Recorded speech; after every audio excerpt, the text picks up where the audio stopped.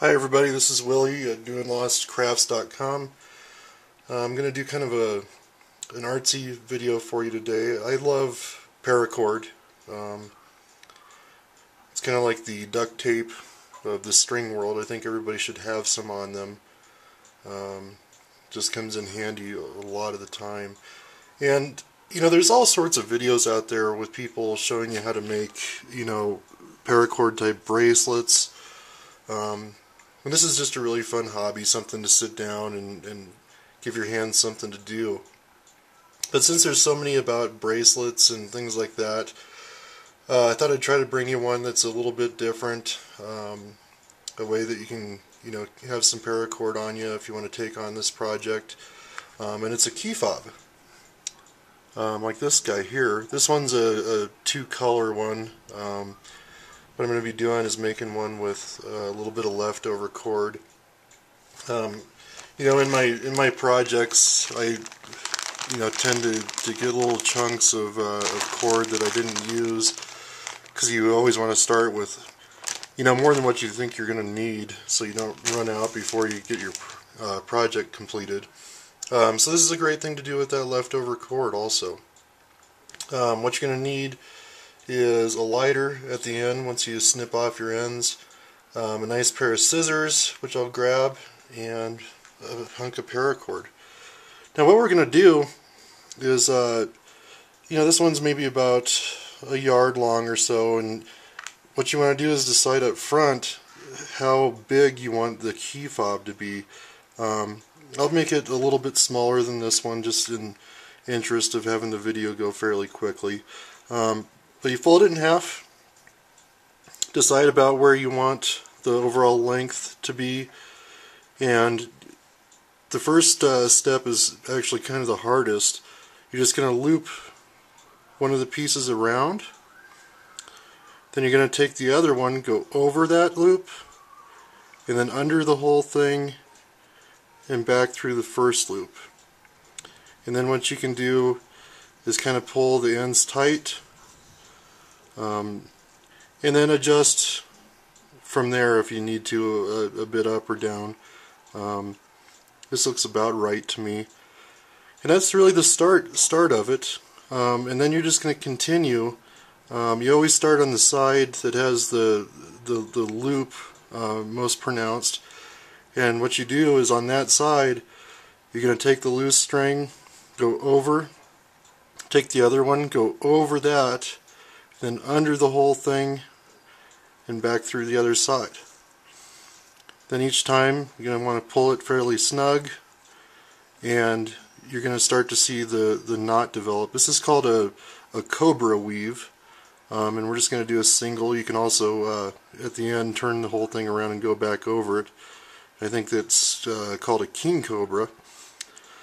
But again, you're going to start on the side with the bulge in the loop, go over, take the other side, go over that piece, back around the back side, through the first loop, and pull tight. And you can see this thing start to develop. Do it a couple more times so you get the idea. So bulging side, go over the loose string, back around behind, and pull through and tighten. And what we're going to do is just continue that weave, and you can see it makes a nice looking knot all the way down into where you want, you know, your loop to finish out, which is where you'll put your keys. So I'm going to do that. I'll fast forward the video through this part since you get the idea, and then when I get to where I'm going to end it, I'll show you how to do that.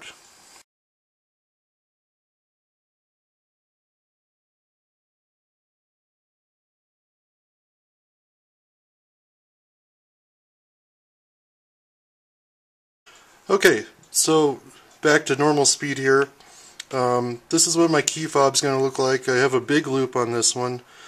Didn't really have enough paracord to go much further down, so I'm going to end it here, but it's the same idea. What you need to do now is take your last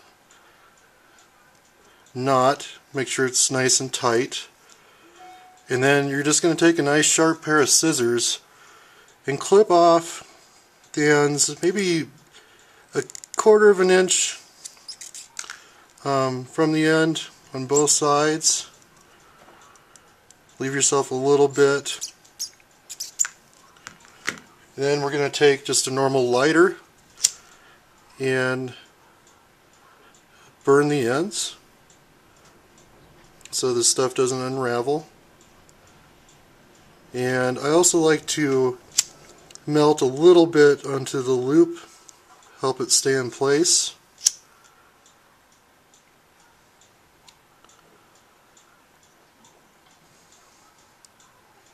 And be careful after you do this not to touch these ends for a while, because it does get very hot. And if you do it to the point where you're actually, dripping the nylon, you're probably just overdoing it. So there we go. Nice little key fob, big loop, but you reach into your pocket or a purse or something, you're going to be able to feel that real easy and know it's your keys. These things are great.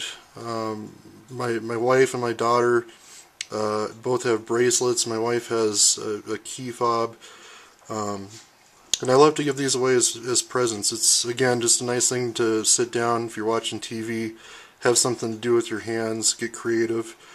I mentioned earlier, there's a ton of videos out there already where people are making bracelets and whatnot. I wanted to recommend one just because I like it so much. And I'll put a link on the blog as well as the YouTube stream with this. But I believe the guy's name, or what he calls his stream, is TIAT, TIAT, and I think it stands for Tying It All Together. Has a ton of videos on different things you can do with paracord, and he's definitely one of the masters at it, so go check that out. And with that, I'm going to close off. Go stick this video in the computer and make y'all a video. Take it easy. Again, this is Willie with newandlostcrafts.com, and we'll catch you later.